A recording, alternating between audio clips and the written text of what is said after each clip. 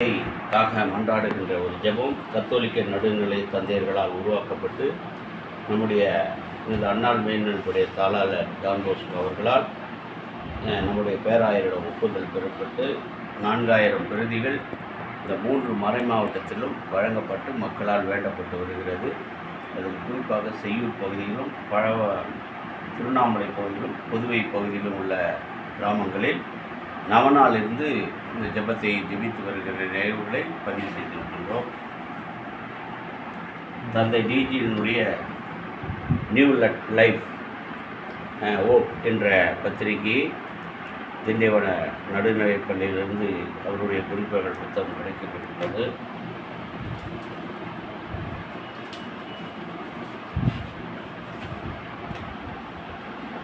தந்தையினுடைய குறிப்பில் முதல் 6வது பதிவாக இந்த பவுண்டர் வேலந்தாங்கலினுடைய நிலையை அனுபவத்தை கண்டு அந்த திண்டிவன நிலையை உருவாக்கியிருக்கிறார்கள். வறியவர்கள், ஒடுக்கப்பட்டவர்கள், அவர்களுக்காக இந்த கல்வியை தொடங்குவதற்கான ஒரு முகவரியை அறிந்து தொகுத்துள்ள இந்த புத்தக வெளியீடு 6வது பதிப்பாக உள்ளது.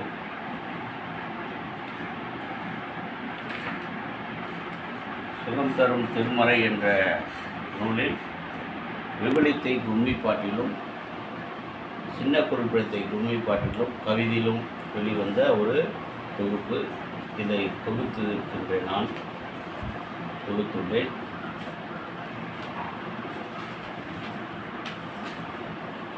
மேலும் ஒவ்வொரு மாதம் நடக்கின்ற ஒருங்கிணைந்த இந்த கூடுகை செயல்பாடுகள் பற்றிய நிகழ்ச்சி நிரல் பட்டியல்கள் ஒவ்வொரு மாதத்திலும் தயாரிக்கப்பட்டுள்ளன.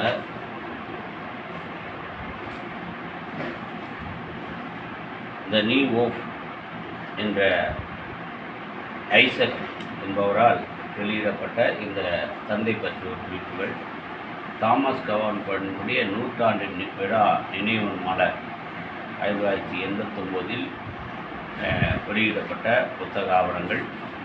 இதில் அவர் காலத்தில் அவரோடு பணிபுரிந்த ஆசிரியர்கள், வேதியர்கள், உடற்பணியாளர்களுடைய விவரமும் இந்த தொகுப்பில் கிடைக்கப்பெற்றுள்ளன.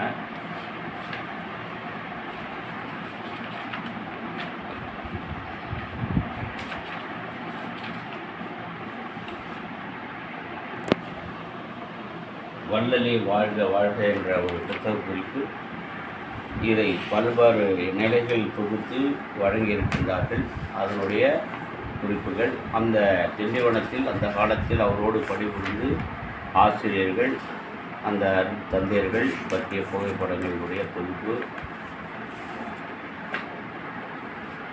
தந்தை அவர்கள் அமெரிக்காவுக்கும் பிரான்ஸுக்கும் பிரெஞ்சு மொழியில் அவர் தயாரிக்கப்பட்ட ஒரு புத்தக நிலை. திண்டிவனம் கோவில் பணியை வியாபார அன்னை பெயர் வைத்து அதை முழுமைப்படுத்தி அதற்கான ஒரு புத்தகம் வெளியிட்டிருக்கின்றார். வெண்ணேற்பு அன்னை ஆலயம் வேலந்தாங்கலில் ஆலயம் அறிவோம் என்ற ஒரு புத்தக வெளியீடு. தந்தை கவான் டஃபினுடைய நெட்டில் இருந்த ஒரு அவருடைய வாழ்க்கை குறிப்பு.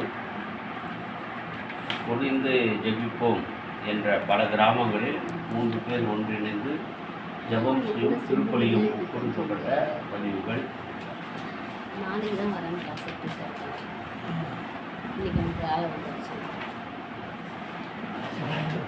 ஆகிய தொகுப்புகளும்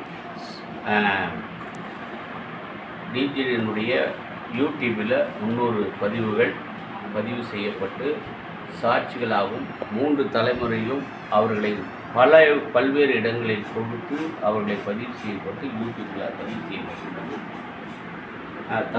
தந்தை என்ற பெயரில் தனியாக ஒரு நிலையில் உலகம் முழு மீடியாவில் சொல்வதற்கான வெப்சைட் உருவாக்கப்பட்டுள்ளது. இதில் அவருடைய இந்த குறிப்புகள் எல்லாம் பதியப்பட்டு ஒரு பதிவாக செயல்பட்டு கொண்டு வருகிறது. தற்சமயம் டிஜிடி தந்தையினுடைய அமைப்பு ஒரு குழு இயக்கமாக அமைப்பாக செயல்பட்டு ஒரு பாடி ஆஃப் உடைய உறுப்பினர்கள் முதல் செயற்குழு கூட்டம் வேலந்தாங்கலிலும், 2வது ஆய்வு கூட்டம் நம்முடைய மேதகு வழிகாட்டியும் நம்முடைய ஆலோசனையும் தருகின்ற சின்னப்பா அவர்களுடைய ஆலோசனை கடந்த 4 நாளுக்கு முன்னாடி ஆலோசிக்கப்பட்டு அந்த கூட்டம் நடைபெற்றது.